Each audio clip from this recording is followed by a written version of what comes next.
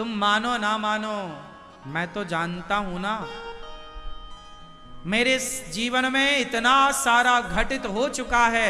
आज 33 वर्ष की आयु में इतना मैं पीछे जाऊं तो इतना कुछ घटित हो चुका है, और मेरे जीवन की उन घटनाओं ने मुझे इतना कनेक्ट कर दिया भगवान से, इतना पक्का रिश्ता जोड़ दिया है कि क्या बताएं, टूटे से भी ना टूटेगा। लोग कहते हैं मैं 25 फीट ऊपर से गिरा था, मर भी तो सकता था ना, क्यों नहीं मरा? हड्डी ही क्यों टूटी पांव की, और एक ही पांव की कोलू टूटा था। अरे भैया मैं ऊपर से गिरा था, 25 फीट लगभग ऊपर था, पांव टूटा था, यदि रीढ़ की हड्डी में क्रैक आ जाता, यदि सिर के बल गिरता तो मतलब ईश्वर को बचाना था। यदि मुझे वो कष्ट मिला ना, तब मुझे लगा कि मैं इतना, उस समय में बिस्तर पर ही मलमूत्र करता था। मुझे याद है वो दिन, याद है बिस्तर पे ही किस तरह मलमूत्र करना, वो कितना दर्दनाक है, कितना खतरनाक है वो पल, वो मैं जानता हूं।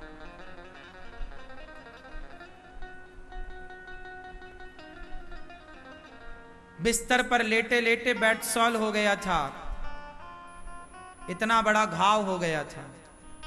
उस घाव, एक तो पांव टूटा, ऊपर से लेटे लेटे वो बेड सॉल हो जाने से इतना बड़ा घाव हो गया, फिर उस घाव के लिए एक ऑपरेशन करना पड़ा, तो लगभग 25-30 टांके आए।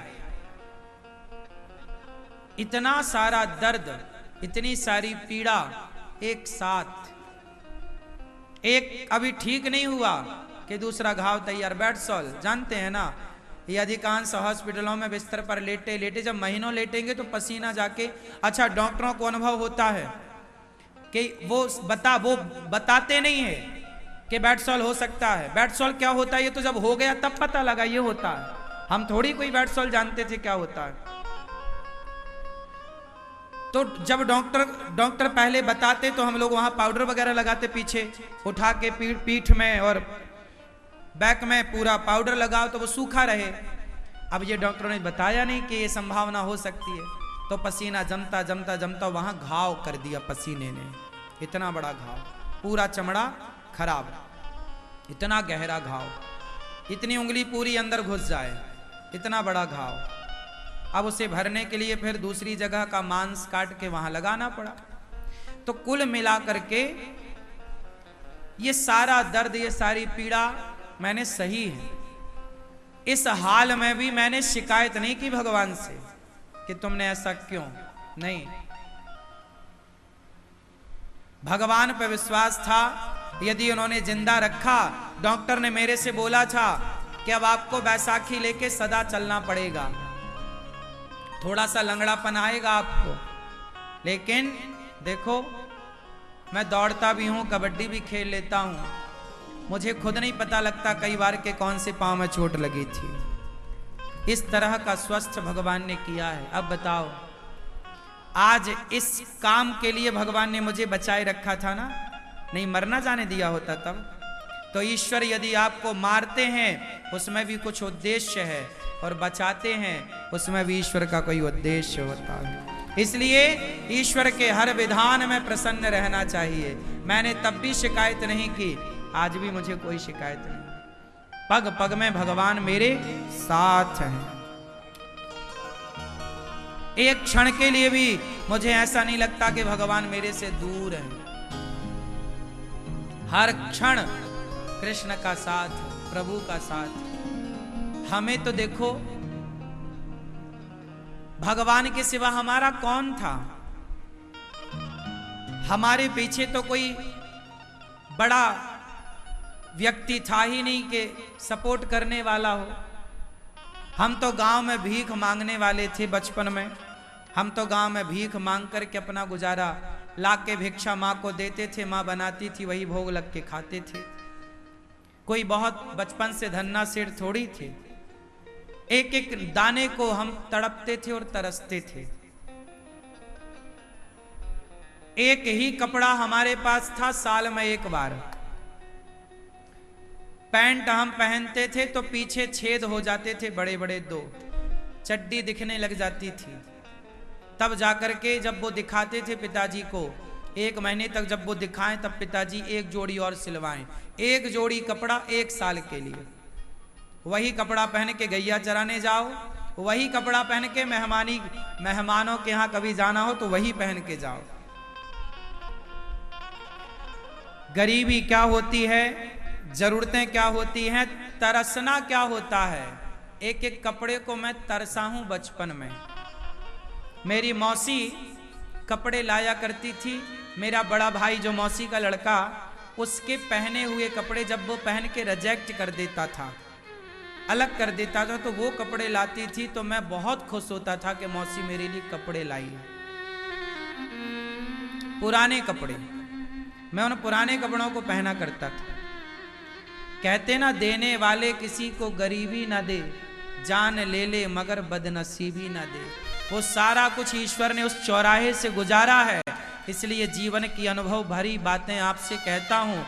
आज के नौजवान दोस्तों को समझाता हूँ कि समय का और धन का सदुपयोग कर लेना। ये समय बार बार ना मिलेगा, ये मौका बार बार ना मिलेगा।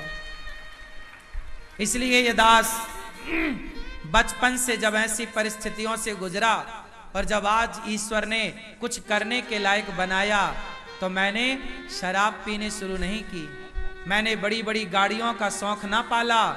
जब मैंने भगवान ने कुछ सामर्थ्य दी तो मेरा शौक था सेवा करने का। तो जैसे ईश्वर ने सामर्थ्यवान बनाया तो मैंने वृद्ध माताओं की सेवा प्रारंभ कर दी। लोगों के पास पैसा आता है तो वो सबसे पहले गाड़ी बंगला की तरफ भागते हैं, लेकिन ईश्वर ने जब मुझे भीख मांगने वाले बच्चे को जब कुछ लायक बनाया तो मैंने सेवा स्टार्ट करी कि जो मिला है, मैंने पैसे की कीमत समझता हूं ना, 1-1 रुपए की वैल्यू में करता हूं। तो मुझे जब पैसा ईश्वर ने दिया, मैंने कोई चोरी करके नहीं कमाया, मैंने पढ़ाई की, भागवत जी करता हूं, उसका जो सहयोग करते हैं आप लोग, उसका पैसा मैं वृद्ध माओं की सेवा में लगाता हूं। फिर मुझे लगा कि पैसा वृद्ध माओं की सेवा में लग रहा है, फिर भी अभी कुछ लोगों को जरूरतें हैं। बोले मैंने वृद्ध माओं की सेवा की, फिर मुझे लगा कि मैं आप लोगों की सेवा कैसे करूं। वृद्ध माएँ तो यहाँ रहती हैं, मैं तो उनके पांव दबा सकता हूँ, पर आप लोग भक्त लोग आते हो, मैं आपकी सेवा कैसे करूं। तो मुझे लगा मुझे आप सबकी भी सेवा करनी है। तो आप सबकी सेवा मैं कैसे करता, तो मुझे लगा कि आप सब आएंगे गौरी गोपाल तो आप सबको भरपेट भोजन मिले, ये सेवा आपकी मैं करूंगा। आपकी मैं पांव दबा के सेवा नहीं कर सकता ना, तो आपका पेट भर के आपकी सेवा। इसलिए गौरी गोपाल में रसोई चलती है। 2 पैसा विधाता ने दिया तो मैंने उस पैसे का समाज की सेवा में सदुपयोग किया। मेरी उम्र के लड़के देख लेना बाजार में शराब पी रहे, मेरी उम्र के लड़के क्लबों में जा जाके, थिएटरों में जा जाके डिस्को कर रहे हैं। जिस उम्र के लड़के सड़क में उल्टी सीधी गाड़ियां चला रहे हैं, उस उम्र में ये माओ के पांव दबाकर समाज को क्या प्रेरणा नहीं दे रहा है? क्या नहीं आप सीख सकते इन चीजों से? मैं तो मानता हूं कि ईश्वर ने मुझे मर जाने दिया होता तब बचाया है, तो इस काम के लिए बचाया है, समाज की सेवा के लिए। और मैं तो अपना पूरा ईमानदारी से करता हूं। मैं आपसे भी कहता हूं कि मैं बेईमानी नहीं करता, और ये बात मैं विधाता से भी कह सकता हूं कि मैं बेईमानी नहीं करता। जितना मुझे आप सहयोग करते हैं, 1-1 रुपए समाज की सेवा में खर्च होता है। 30,000 लोग यहाँ भोजन करते हैं, आप अपनी आंखों से देख सकते हैं। कुछ भी छिपाया नहीं मैंने आपसे, जो कहता हूं वो करता हूं। बेईमानी करनी होती तो आज कौन इतनी बड़ी लंगर की सेवा कर रहा है? कौन किसी खबा, तुम्हारे घर में 4 मेहमान आ जाए तुम्हारा सर गर्म होने लग जाता है। तुम्हारे घर में 4 मेहमान जरूरत से ज्यादा आ जाएं तो आपकी व्यवस्थाएं बिगड़ जाती हैं। और यहां तो पता ही नहीं कि रोज कितने लोग आएंगे। सबके लिए दरवाजे खुले हैं। आपको नहीं लगता कि आपका ये भाई, आपका ये बेटा समाज के लिए एक अच्छी प्रेरणा दे रहा है? इसलिए मैं जो बातें कहता हूं ना, वो मैं जीवन का सार कहता हूं। ये आज के बच्चे नहीं समझेंगे। अभी कहावत सुनी होगी, जस जस भीगे कामरी, कामरी मतलब कंबल, जस जस भीगे कामरी तस तस भारी होए। कंबल को जितना गीला करोगे उतना वजन बढ़ेगा। उम्र जैसे जैसे बढ़ती है, जीवन में जितना व्यक्ति स्ट्रगल करता है, उसका अनुभव उतना ज्यादा होता है। मेरे जीवन में मेरे भगवान ने मुझे सब कुछ दिया, दुख भी दिया तो सुख भी दिया। गरीबी से स्टार्ट किया तो आज यहां लाकर बिठाया। मैं इसलिए कभी नहीं कहता कि ये सब कुछ मेरा है।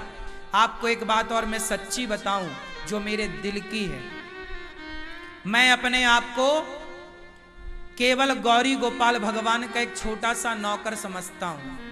इस पूरे आश्रम की व्यवस्थाएं, चाहे वो वृद्ध माओ की हो, अन्य क्षेत्र की हो, यहाँ के मालिक हैं गौरी गोपाल भगवान और मैं उनका एक नौकर हूं।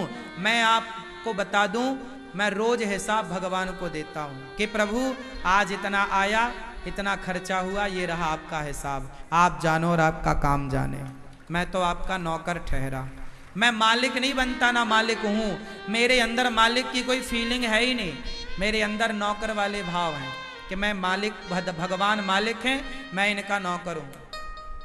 इसलिए यहां जो कुछ हो रहा है वो करने वाले ये गौरी गोपाल भगवान है। बस मेरी मां, आप लोगों से ये सारी बातें मैंने सिर्फ इसलिए कही कि किसी भी चौराहे पे खड़े होना, घमंड मत करना। मेरा और तुम्हारा कुछ भी नहीं है, मेरी कोई हैसियत नहीं है, मैं कुछ भी नहीं हूं, कुछ भी। हमारी और आपकी संसार में औकात क्या है? हमारे रहने और ना रहने से कोई फर्क नहीं पड़ता। आज हम हैं, कल नहीं रहेंगे, तो होने से क्या हुआ और ना होने से क्या होगा? बस वो तो मेरा धर्म है कि यदि ईश्वर ने मानव शरीर दिया है तो उससे अच्छे काम करना है। इसलिए ये सब कुछ भगवान का है। ये संसार जिन्होंने बनाया है वही चला रहे हैं। हमें लगता है हम कर रहे हैं, हाँ